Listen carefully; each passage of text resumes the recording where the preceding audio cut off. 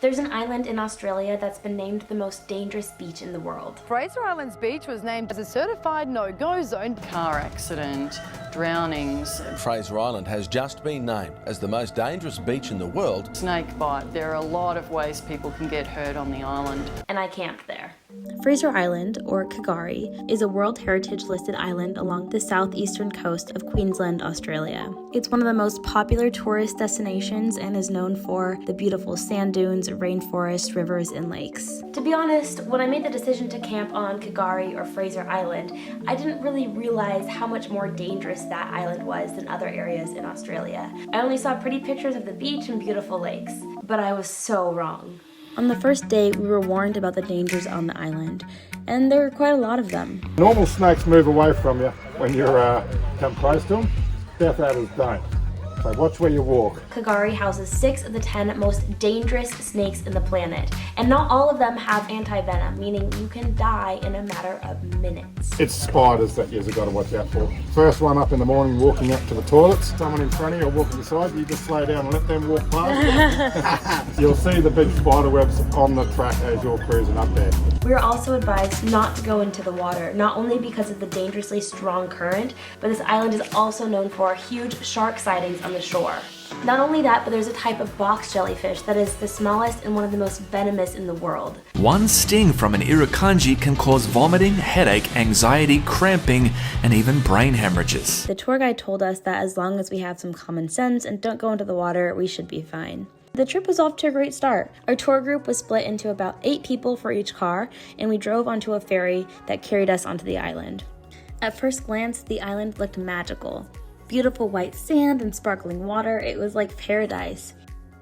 We got to drive into the rainforest to get to our first destination. Lake Mackenzie was one of the few bodies of water that was safe to go into. If you are not a strong swimmer, if you cannot swim well, please don't go out past where you can stand up. And it was the perfect first stop. On our way to the next stop, I saw what looked like the cutest dog running in the sand, which I soon found out they're wild dogs called dingoes. If there's dingoes and they want to attack back to back, because they attack from behind. Do not go anywhere by yourself. They wander around relying on food from people rather than hunting, which has made them lose their fear of people. You weren't supposed to get close because they do bite, and apparently they've killed children in the past.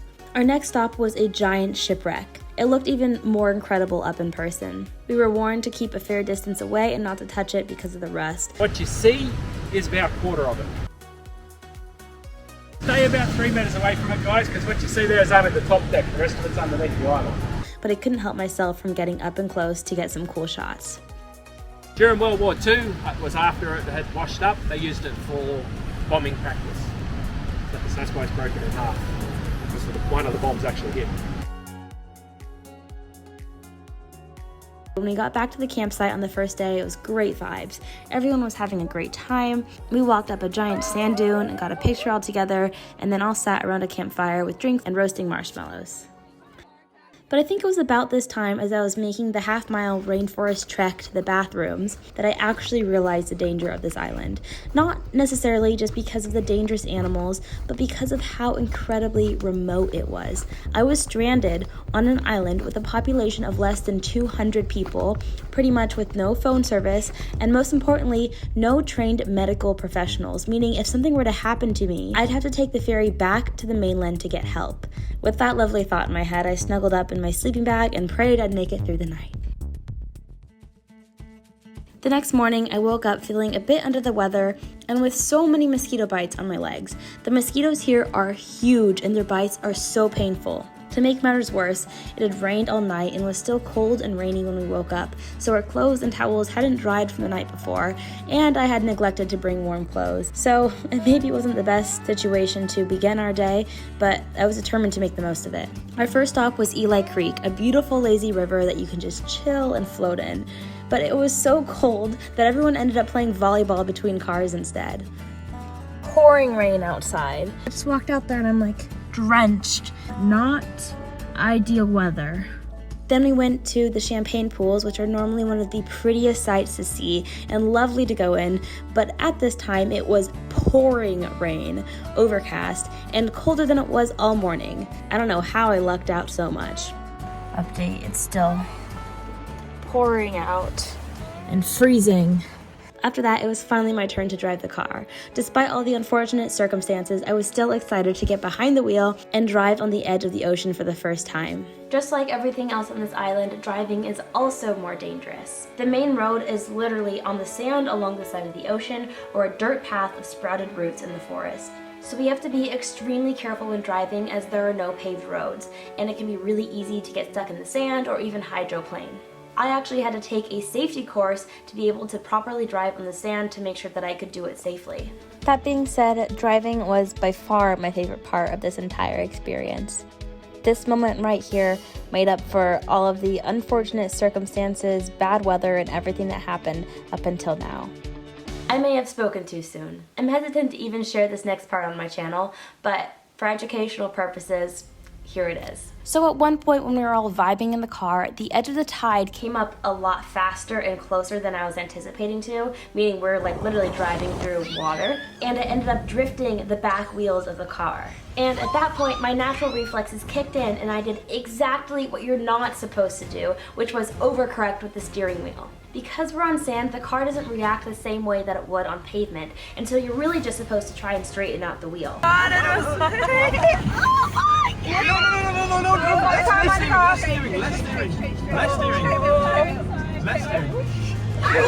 Anyway, I gave all my passengers a mini heart attack, but we ended up okay in the end. A little while later, I also got us stuck in some sand. At that point, I realized that my forte was not driving, so I just took a seat in the back of the car and let someone else take the wheel for the remainder of the trip. I think I scared away the bad weather too, because then it finally stopped raining. We went to a tea tree lake. That's basically a lake where tea tree plants drip their supernatural oils into the water, creating a sort of medical bath. That was pretty cool. And after that, we went back to the campsite, had dinner, So grab yourself some noodles, some more drinks, and played some games. During one of these games, oh, I wish I got this on video, but I felt a little tickle on my leg, and I looked down to find a giant spider crawling up my thigh. Like, I can handle spiders just fine, but crawling on me? No thank you. These spiders are everywhere. Walking anywhere in the rainforest, you'll just see webs and giant spiders. That night, I had to crawl into my tent, just hoping I wouldn't wake up to more giant spiders making their home in my sleeping bag. If you made it this far in the video, then give me a comment down below and let me know if you would stay at this island or not. When I woke up on the last day of the island, it was finally beautiful and sunny. We did one last hike to a gorgeous lake, which was the perfect way to end the trip. And I can't tell you how excited I was to have a proper shower and clean clothes again. But despite all the dangers of the island, I'm so glad I went and even more glad that I made it out alive. While nothing bad actually happened, this experience taught me that I probably should do more research on where I'm going to be staying in certain places before I commit to them, and that I should really take precautions more seriously. If you're going to Fraser Island, my tips for you are to check the weather and also probably bring warm clothes just in case. Definitely bring insect repellent because there are bugs everywhere.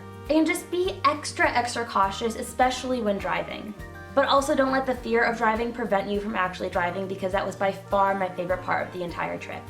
But I don't know, sometimes you just have to do things that scare you a little bit, and as long as you make it out the other side, you're better because of them. This experience was one of many on my journey to live limitless. My last video was skydiving for the very first time, along with all of my thoughts as I'm literally free falling 15,000 feet in the air. Check out this video right here. If you want to see more videos from me as I'm continuing to live limitless, then don't forget to subscribe.